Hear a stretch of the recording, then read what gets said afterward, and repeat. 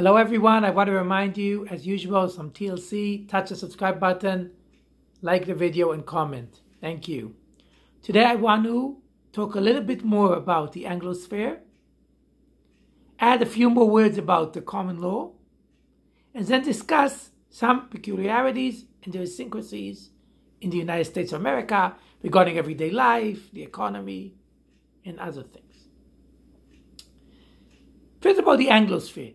The Anglosphere can be described, essentially, the core of the Anglosphere, as three different regions in which we have one larger country with a larger population, and another country, a satellite country, although those countries will not accept that definition, with a smaller population. And the three regions are North America, Northwestern Europe, and Oceania, Australasia. In North America, we have the United States of America with a population which is over 330 million people. Neighboring Canada has some 38 million people. Then in Northwestern Europe, we have the United Kingdom with some 68 million people, and Ireland with about 5 million people. And then in Oceania, we have Australia with about 25.5 million people, and New Zealand, similar to Ireland, about 5 million people. And of course, if we talk about in the more general term, we can also refer to the Bahamas, Barbados, Jamaica, some of the former Commonwealth, and to a little bit of extent, we have in South Africa and Zimbabwe another region where there's a bigger country and a smaller one. Now, if we take the five main Anglosphere countries, I've mentioned how they're related in the fact that they have a pact between their five Secret Service agencies.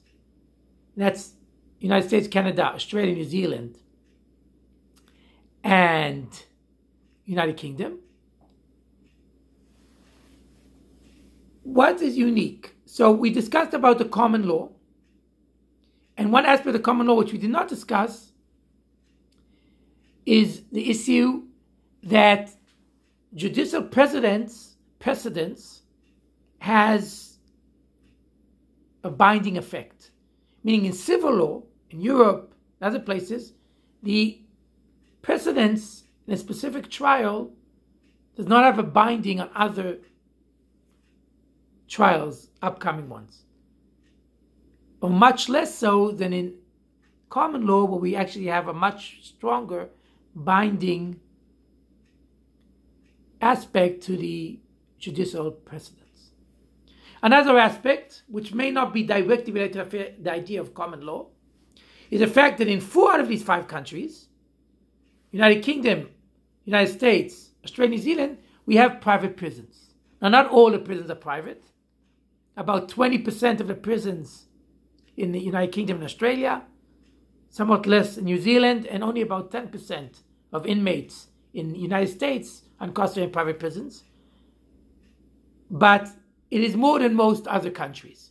Canada, interestingly enough, only had very few private prisons, and today they're all defunct. They're actually closed down.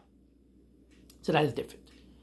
Now, if we go beyond that, and we discuss now certain idiosyncrasies about the United States in particular. Well, we discussed the idea of healthcare. When the United States is not a right given to all citizens, but often for many citizens related to their employment, meaning when they become unemployed, they do not have health insurance. We discussed about the idea about guns being, yes, a right in the Constitution, bearing arms. And indeed, the United States is one of the countries that more citizens have more arms than any other country. The only thing close to that is Yemen. Canadians have many weapons, but much, much less in the United States. There are other issues like the spending on military. The United States spends on its military budget more than the 9 countries following it, many of which include their allies. So Russia and China and Saudi Arabia and all those together don't spend as much money on the military, both percentage-wise and in real numbers, as the United States does, which is over $500 billion a year. Okay? And that's why in many weaponry, including nuclear weapons, the United States is clearly leading in the world. The color of money, in most countries, the color of $100 note or equivalent and $1 would be a different shade, a different color. In the United States, $100 looks same green color as a $1 note. So the bills can be seemingly more easily confused. So that's one aspect. The last aspect I want to talk about, and just touch on it because I don't want to go too far, and because we are generalizing about different topics today, sort of odds and ends, is the idea of measurements. Traditionally, in the Anglosphere, in the Commonwealth, they used a different system than a metric system, meaning most of the world today, including most Anglo countries, by the way, today, use a metric system. So if we have weight, we have milligrams and grams and kilograms, so on. If we're talking about length, we have millimeters, centimeters, meters, kilometers, and so on. If we're talking about volume, we have milliliters, liters, and so forth. Okay? There is a British system, today is used the most in the United States, because most of the Anglo countries either partially or fully moved to the metric system. In the United States, we have a whole different system.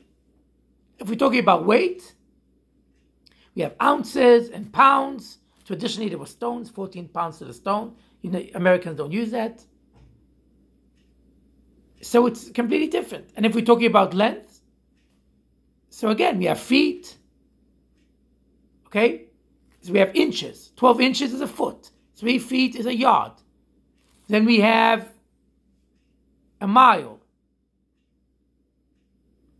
Okay? If we're talking about volume,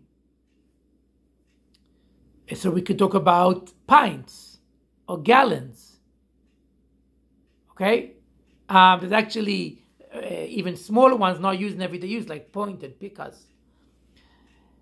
But the point is that this is not a metric system. It's mostly based on a dozen. So most things divide into 3 or 6 or 12. Although I mentioned that, something not used in America, but was used in the United Kingdom, where 14 pounds was a stone. Today, basically all countries outside the United States use the metric system. Even inside America, for all scientific measures and even many governmental calculations, they use the metric system because it's more accurate. In order to convert what we have today, the measurements we have in the United States, to metric, it's not 1-to-1. Okay? An inch is 2.56 centimeters, and a mile is 1.604 kilometers, and so on. So it's not even easily convertible. So that is unique to the United States. And we discussed, but originally exists in other English-speaking countries. Pounds are sometimes still discussed in Australia in terms of babies. United Kingdom, they still use miles, and a few others from the old system. But mostly, they moved to a metric system in Australia in 1960, in United Kingdom 1980, and in Australia, for instance, they don't even talk about calories. They talk about joules and kilojoules. So it's quite a strict metric system. We discuss aspects of law like private prisons and the idea of a binding judicial precedent. And we discussed generally the concept of Anglosphere. I hope this wasn't too much over the place. I was trying to summarize and to close some odds and ends left from previous videos. Thank you very much for watching. Hope to see you again soon. I'm reminding you, please, some TLC. Touch the subscribe button, like the video, and comment. And you can also press the bell to get further notifications if you so desire. Thank you, and see you next time.